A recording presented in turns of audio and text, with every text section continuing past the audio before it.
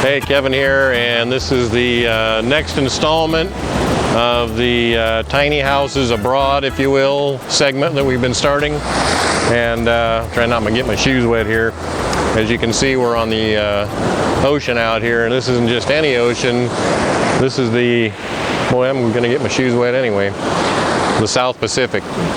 And so the surprise is that if Anissa will pan that way, you can see an island right over there. How's that coming in? Clear? Okay, so that over there is the island of Tahiti, and that's the town of Papeete that you can see all the housing and structures and so forth. That's about, oh, I don't know, 7 miles away from where we're standing. And if that's Tahiti, that means we're standing on the island of Moorea.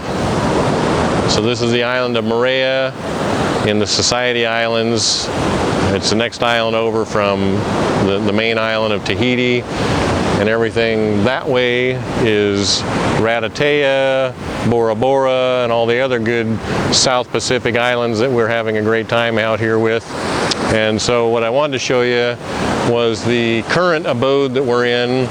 Is another little tiny house that we're staying in for a few weeks while we're visiting this island, and then we're going to go back over to Papeete. And so I'm going to turn around and we're going to take a peek up here at this place we're currently staying in, and we're going to do a little walk through and see what it looks like and how they live here on this island.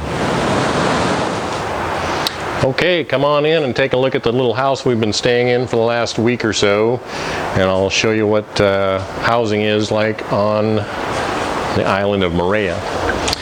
So we're staying in a gentleman's home who Airbnbs us out when he's not here on the island, and he's currently traveling around the world doing other things, so we get the opportunity to stay here for a while he's not. And so I just wanted to show you what the house is like. It's right on the water, as you can see. We were just standing right outside there. In fact, the yard is nothing but crushed coral, which is pretty low maintenance. You don't have to mow it. And we get a lot of glass across the front here. The house was built in a number of phases. So we're standing in the first phase of the house right now, which is this downstairs level, which is basically the living dining area right here. And then they have a loft upstairs, which we'll take a look at in a minute, and that's the bedroom. And then the little kitchen over here, which I'm not sure how they added this on, but because I don't know what the whole history of the house is, but at any rate, here's the kitchen, and it's a galley kitchen.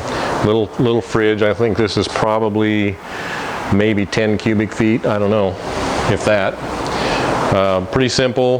They have a washing machine right here, which is nice, under the microwave in case you want to, throw your coffee in there or whatever. I don't know how that goes, but you don't need a dryer here. There's plenty of hot air outside. You just hang your stuff up on the line and you're good to go. So they've kind of got the plumbing all centralized right here. Little kitchen area, hot and cold running water.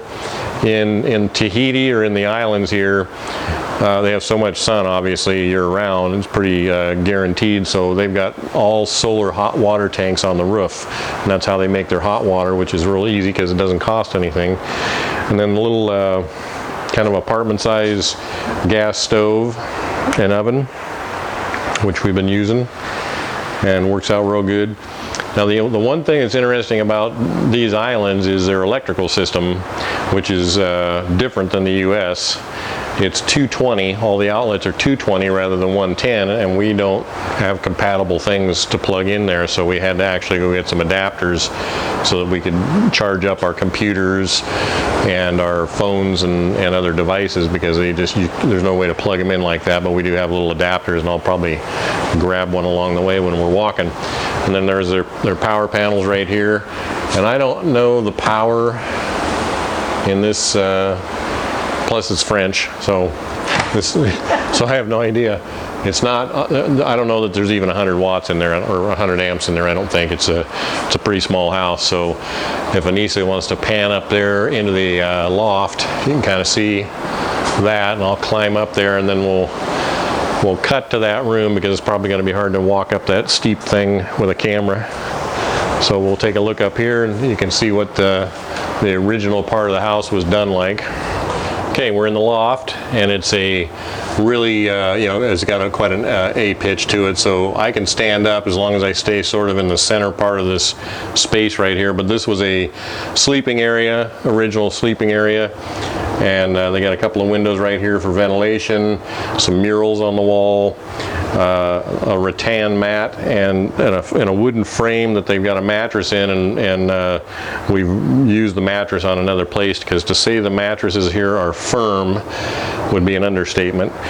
And so we commandeered these to add a little bit more cushion to our other mattress. So at any rate, they got a little bookshelf up here, a couple of decorations, nothing too crazy. It's basic living, because again, everything that's on this island has to be brought to this island for the most part. And one of the things that we did learn from talking to some of the people here, that things that are expensive like furniture are harder to get in here because of the weight and the bulk and the shipping costs to get them here. And so these were probably homemade bed frames that they got the lumber for and put together, because it was less expensive than buying a regular bed frame. So we got a big octopus up here, and a mermaid, and some fish. This is all stuff you could see, well, maybe not the mermaid, but everything else is out here in the water. Interesting thing about this island chain is it's so far away from everything that there's very few plants, animals, and insect species in the chain. In fact, I read the other day that there's only about 1,000 plant species in this chain of islands versus, say, Hawaii or the Caribbean, where there could be 4,000 plus plant species in comparison, because they're closer to the other continents. And this is 2,500 miles away from Hawaii, and we're probably another 25 or so 100 miles away from Hawaii to the main U.S. continent. So that's how far out this is.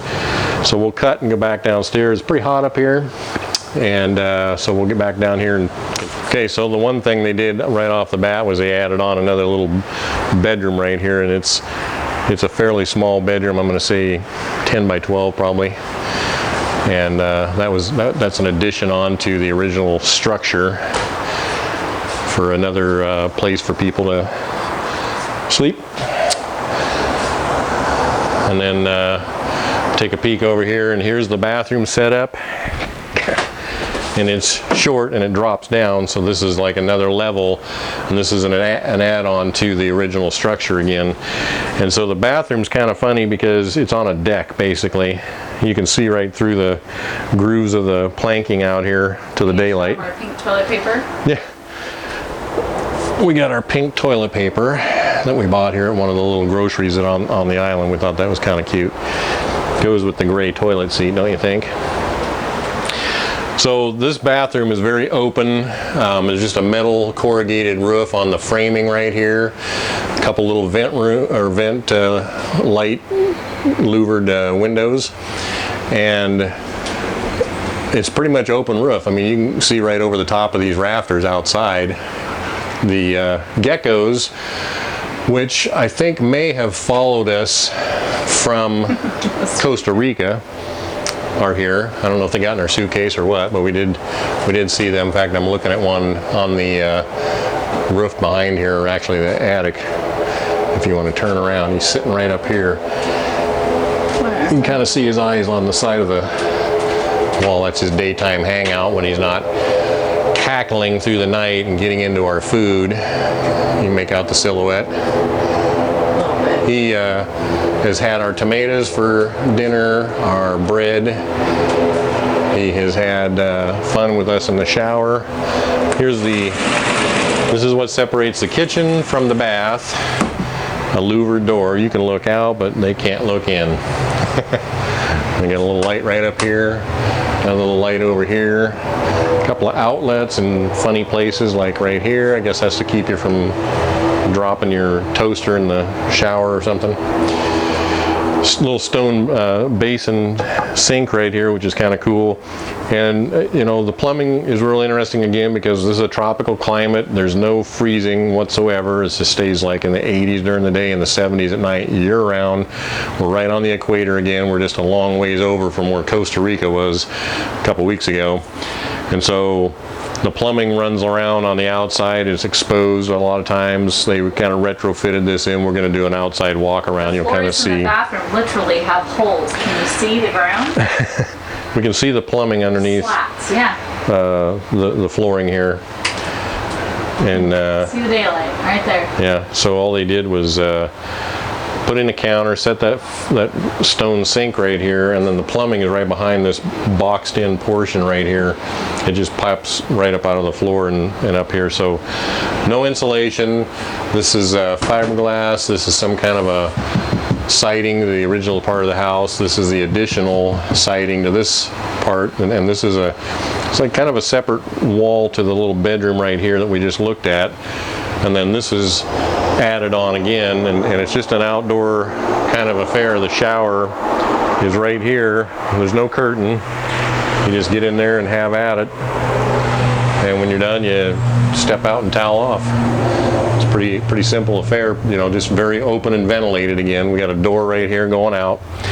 This goes into the room we're staying in, which again is another addition. And what they did, which was kind of unique, was they built this sort of a fenced in, what do you want to call this? I don't know. A vestibule? Yeah, a vestibule. And so it's got this walkway, fenced in walkway. Yeah, it's a slatted area. It's secure, so people can't, you know, get in here and steal anything. But it's got a concrete sort of a foundation around it, and some metal posts holding up these wooden posts, and so it's pretty simple. The roof line, you know, is kind of convoluted, dropping down here, and so they got a couple of